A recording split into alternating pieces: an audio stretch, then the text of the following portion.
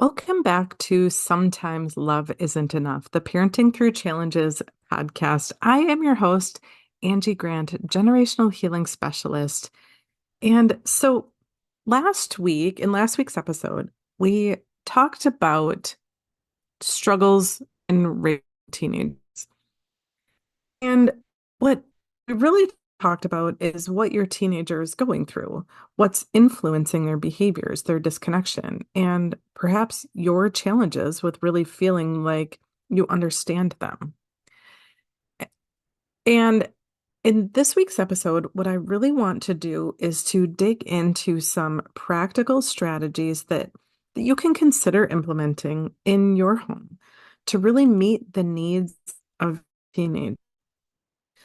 So if you haven't listened yet to this week's episode, I definitely recommend that you do so because I think that it lays a nice foundation for where your teen is at and really what's going on inside of them energetically.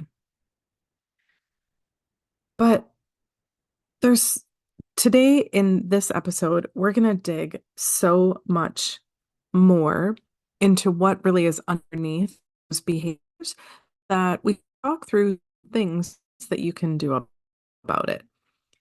And I actually want to dig into some human needs, some basic human needs. We've talked about this before in this podcast. We all know the basic needs like clothing, food, shelter, heat. We know that these are things that our kids need, that we need.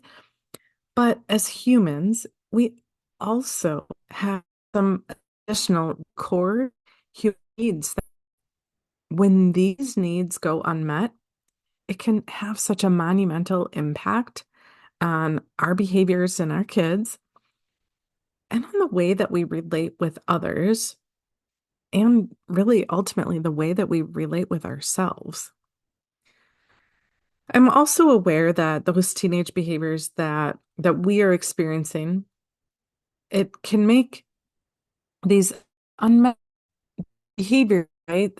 These behaviors can make seeing those needs, those unmet needs, even trickier. So, we're going to go through these needs one by one and then talk about some practical things that you can do to try to reconnect with your teenager, try to meet their needs. So, perhaps in a way that you've not considered before, we're going to look at this need and right because we can see what's on the surface. We our teenagers, they're defiant or they're disrespectful. They might shut themselves out from us where we could go days or even weeks and we feel like we haven't even hardly talked with them or connected with them. And yet underneath the surface of those behaviors can be tricky for us as parents are these needs. So let's talk about the first one. The first need in our teens is a need to feel like they belong. As we were talking about in last week's episode, there's some key energetic things that are happening to our kiddos that can make this sense of belonging flip upside down on its head. So during the teenage years, our kiddos, their crown chakra is closing off, meaning that they're less open to ideas and often less open to ideas, especially from their parents. This is a necessary shift that's happening with our kids as they move towards more independence. But they also have this unbalanced heart chakra, right? Meaning that our kids at this age really need to figure out where they belong, how they belong, how they fit in, which, right, when you think about it, all teenagers are going through the same thing, perhaps at different rates, but they're all just trying to figure out how in the heck do they belong with each other? Where do they belong in their family? How do they fit into their community? And so they're trying to figure out this new skill set with, they don't have any experience. They've never done this before.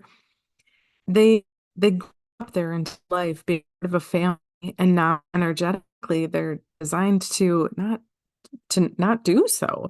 They're designed to figure out where they belong, which is different than being part of a cohesive family, perhaps.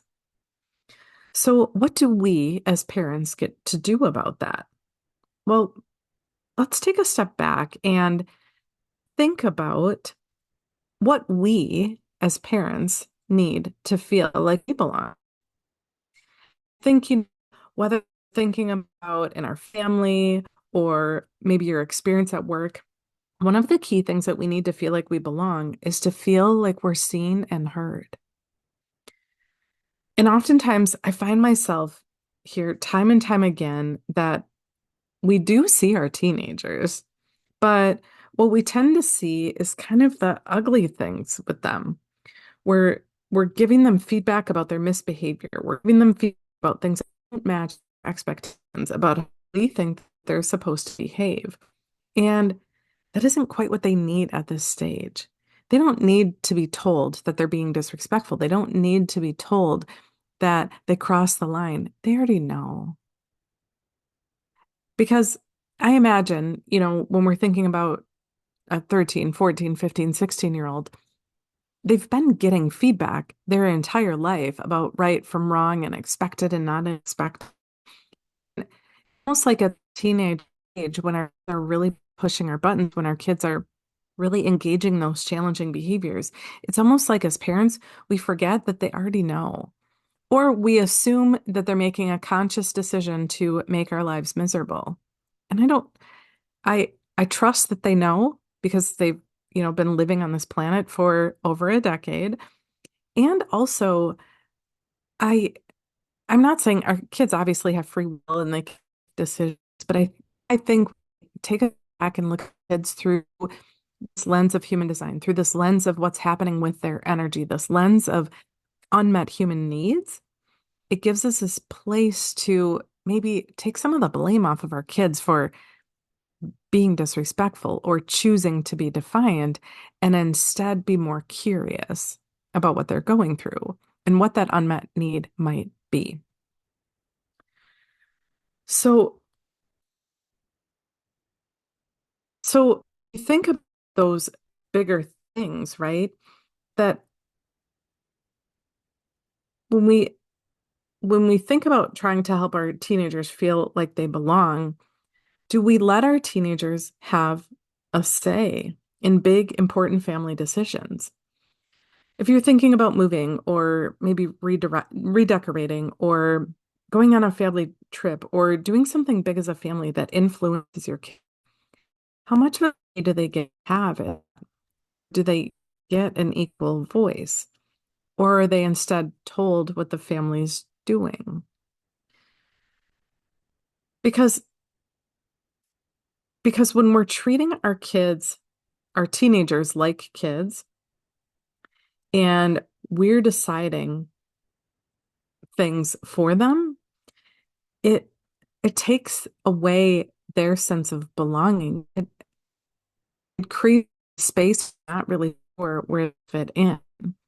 And I do think as I'm describing this example about giving our kids more choice, this also bleeds into one of the other unmet needs. So we'll be talking about that in a minute, but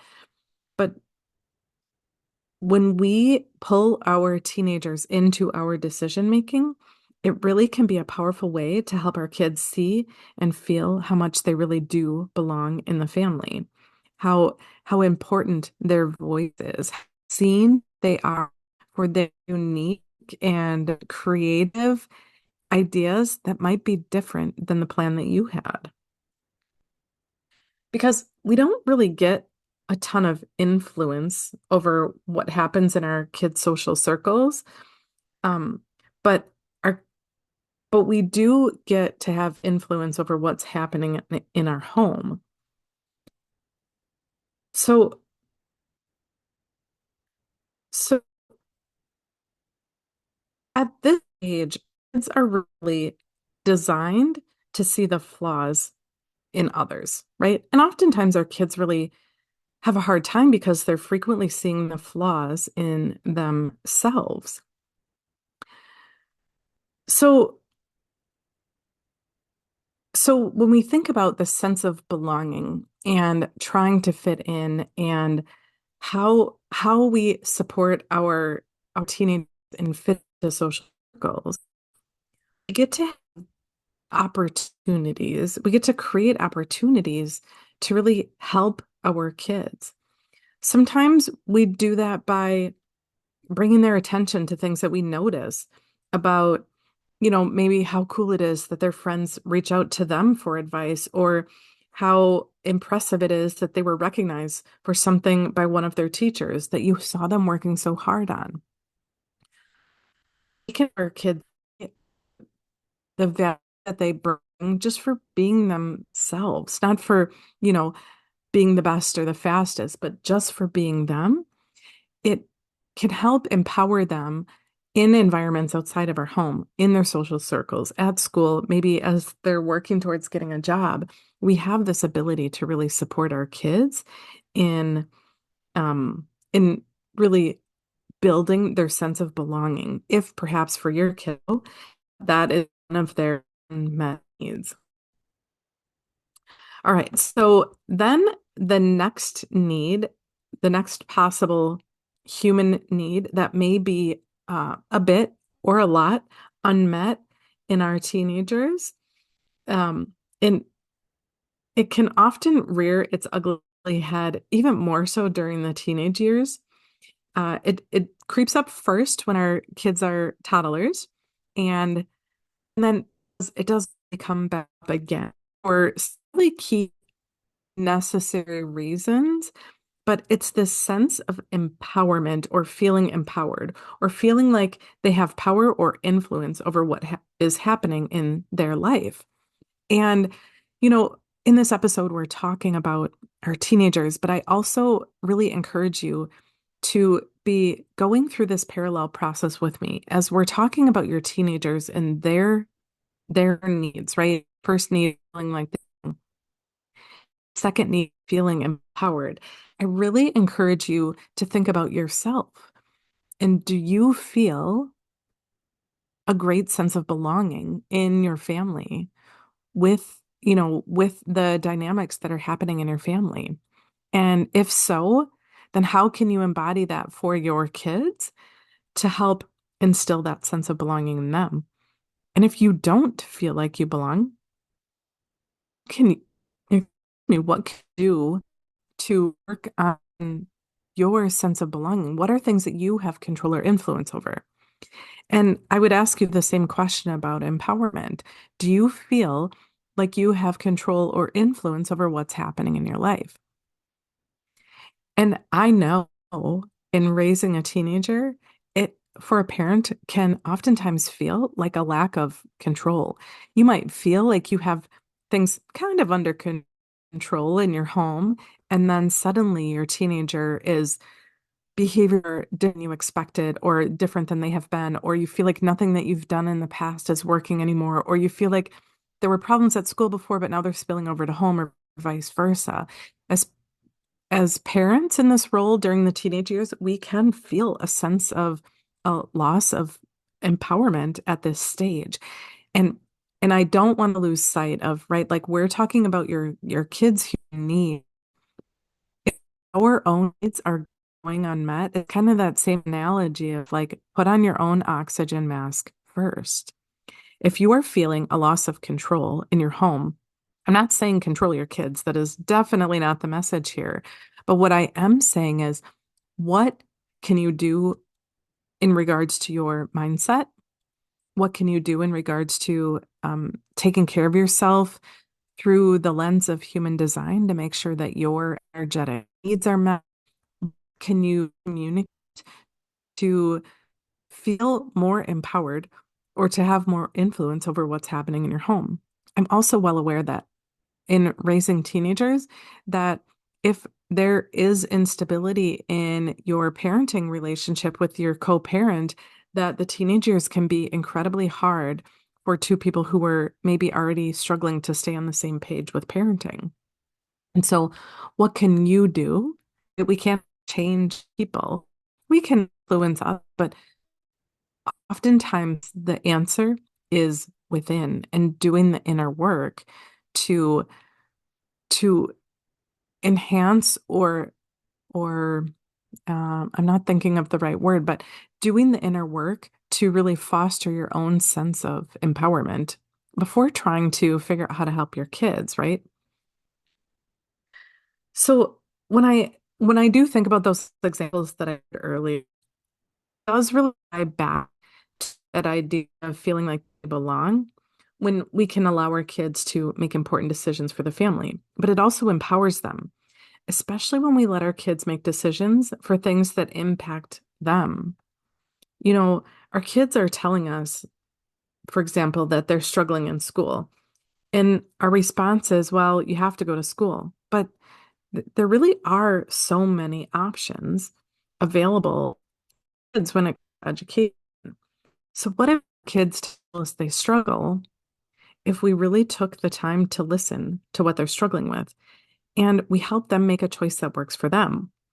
Or, oftentimes at this age, they want things. They need money to buy those things. It can be very empowering for our kids to have opportunities to earn their own money and then to have the freedom to learn how to save and spend at this age.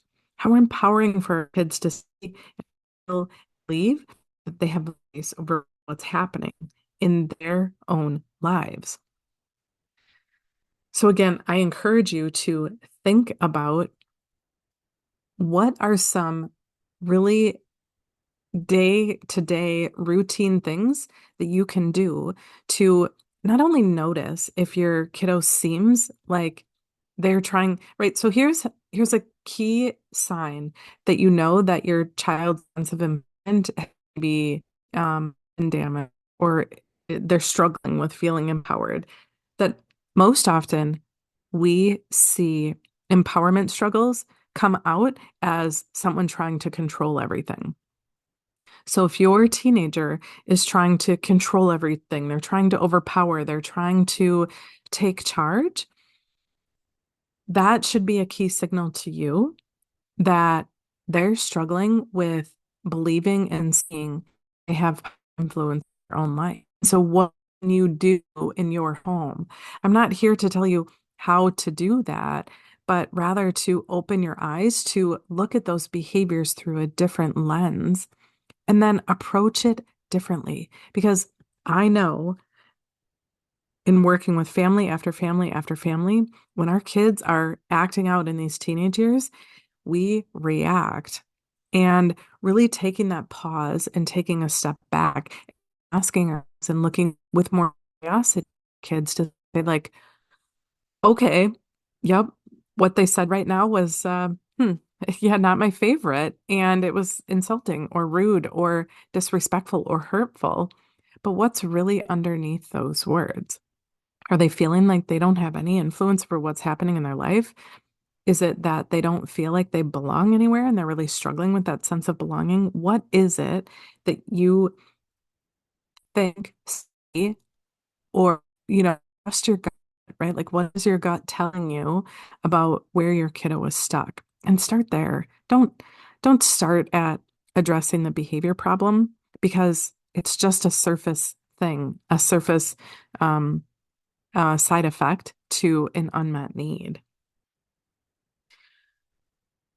So when so so I guess I'll just leave it at that with empowerment, that reflect on sense of empowerment, and then how can you tie that to supporting your kiddos, right? Think about what works for you and then what you know about your kiddo.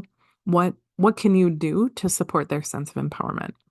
All right. So then the third human need that I want to chat about is feeling valued or feeling worthy. In our current society, we often tie our to numbers, whether it's how much money you make or how much money you have in your bank account or what size of clothing that you wear or how fast you are or what grade you got on your paper, right? We often tie our value to some type of numerical value. And our kids see that. And our kids learn this from us. They learn this from society, how to associate value with some external. And yet, I believe in, I don't get to decide this for you, obviously, but I'm sharing with you that my belief is that our kids and ourselves and all humans are innately valuable simply because we exist. We're each designed to bring something beautiful to the world. And why not we, share old stories and tap into what we're here to do, that each and every one of us is unique. And we, even when our kids are covered in behaviors, that even when that's all that we see, our kids are innately valuable just because they exist. Whether or not we share what our gifts are with others, we're still valuable. I think even, when I first started really learning about human design and working with the mentor that I'm working with now, I I think, growing up, it was almost easy to see that some people were gifted, and these are words that are used in society, right?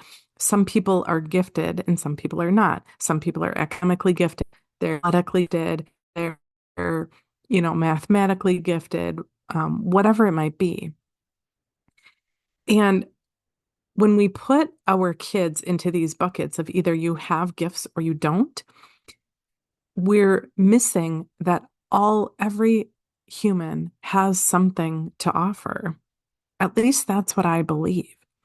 And sometimes some humans, what they have to offer is help us see ourselves better.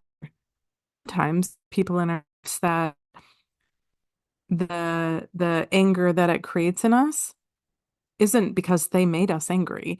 It's because they were being them and it triggered a feeling in us, which helps us see ourselves better.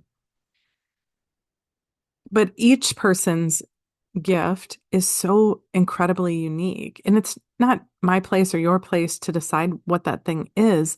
But my point being, like I kind of fun it, but my point being is when we teach our kids through our actions, through our words, through our behaviors, that they're only valuable if they produce something or get a certain grade or get a certain score or, you know, whatever that external thing is, they lose sight with finding value within, finding value with who they are,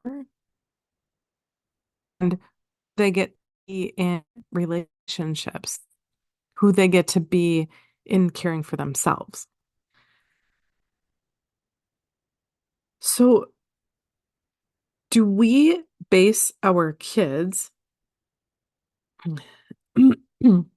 do we base our kids' value on how respectful they are being to us?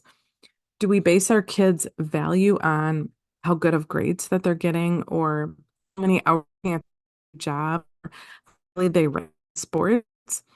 Are we assigning numerical values to our kids? To our kids,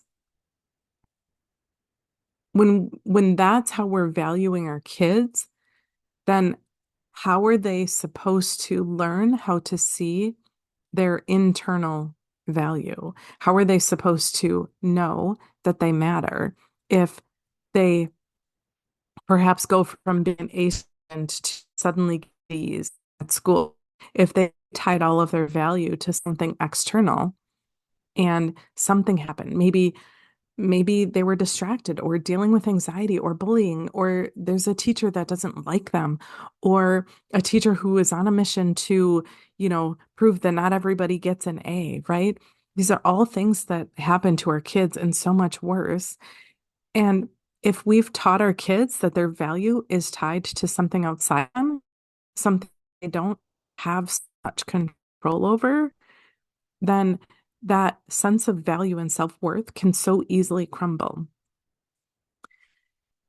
And so when I when I'm thinking about how how to help our kids with self-worth, again, I think that first it requires us to take a look back at ourselves. And are we tying our own value to our clothing size, how much money we have in the bank, to whether or not we're keeping up with the neighbors, how new our car is, or whatever it might be? Are we tying our value to external things as opposed to tying our value to just being a good human, being kind, being loving, being creative, right? We yet to do this ourselves becomes incredibly hard to support our kids with this. And yet as parents, this is something that drives us nuts, right? Like why I have thought this and said this and have listened to parent after parent after parent say like, why are they so hard on themselves?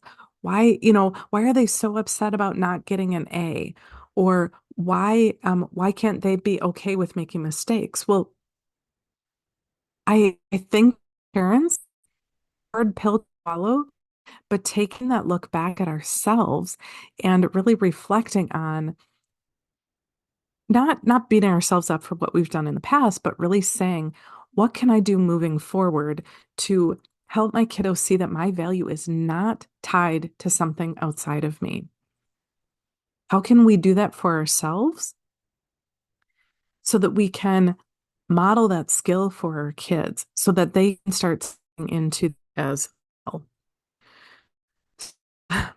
I know that this is probably a bit less practical and maybe a bit more reflective, but when thinking about how to support our kids in fulfilling this unmet need, perhaps it does require us to reassess ourselves and to be more curious about ourselves. If our definition of value is outside, then perhaps it's time to reconsider our definition of value and really helping our kids see that they matter just for being their freaking unique selves, that nobody else in this world could ever possibly be like them. And really help kids see that, I think, requires us to start seeing that in ourselves. When we're putting ourselves down, using negative words about ourselves, saying, negative self-talk about ourselves, right? Our kids hear every word. Even when we think our teenagers aren't listening, they've been listening since they started to comprehend language. And that doesn't change when our kids are teenagers. Maybe they hear less of it because they have headphones on or they're at home or hiding in the room, but they'll hear your words. So doing that work on ourselves and really building up our own self-worth is key to supporting our kids with this unmet need. And we know what this looks like in our kids because it is a mirror of what we're often doing. It's our kids talking down on themselves. It's our kids um, beating themselves up or striving for perfection and never really quite getting there because perfection is impossible. It when our kids get at them for making mistakes instead of seeing that mistakes are a necessary part of the learning process, that helping our kids see that some of the most amazing, probably many of the most, if not all of the most amazing inventions that we interact with every day, they weren't figured out on the first time. Some of them, I don't know, don't quote me on this. I know I'm putting this, in some permanent record in my podcast, but, bulb, I don't, took 300 tries before it worked the way they wanted to, or something like that. Don't quote me on the 300. I'm not here to share research or history, but just that idea that when we teach our kids to really see value in themselves, not for getting it right, not for, getting that thing, that's when we really start to see change in our kids and can connect with them more deeply. All right. So last but not least, and sometimes the very hardest of all, is lovability. So I know in my heart that as parents, most of us can say that, well, at least I hope if you're here listening to my podcast, you've made it this far into this episode. This one's longer than maybe some of my more recent ones. That I think that I feel confident in saying that as a listener to my podcast, you love your kiddos unconditionally. But I know in my parenting that my heart loved my kids unconditionally. My mind had so many conditions on them. My mind had expectations of how they should behave, how they should love me back. And when my expectations were not reciprocated, my love changed for them.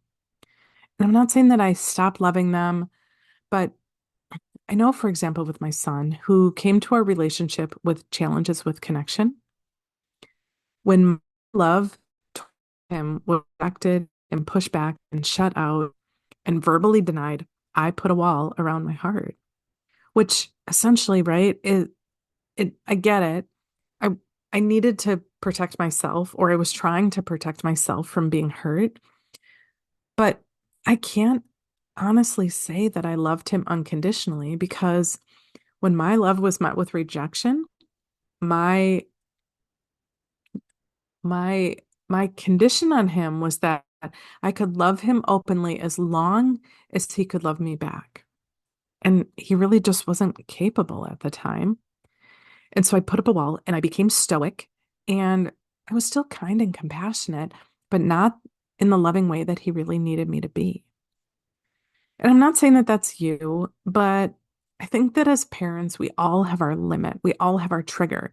The thing that we can love our kids and meet them with unconditional love until they do that thing, like they they threaten you or they threaten to hurt somebody else in the family or they threaten to hurt themselves or they break that precious family heirloom or they, I don't know, put a crowbar through your windshield of your car, right?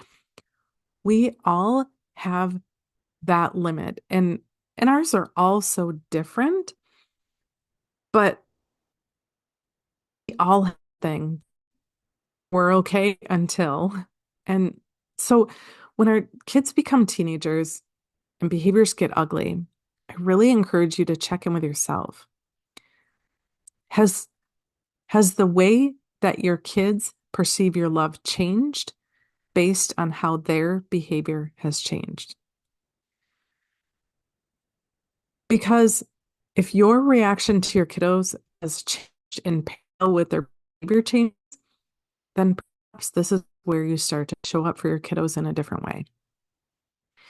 And I know it will be awkward and it'll be uncomfortable, and parts of you will fight against it because your reaction to your kiddos is a nervous system protection response. It isn't, I mean, it's fueled by your mind and your expectations and your beliefs about how kids should behave, and also based on a deeply rooted nervous system fear of our kids being out of control, a fear of there being chaos that could compromise the safety of your family.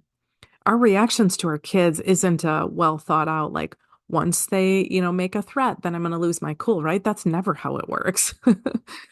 What really happens, there's that thing that hits our system right and we react in a big way that sends a message to our kiddo that, oh, when I'm misbehaving, then love is withdrawn.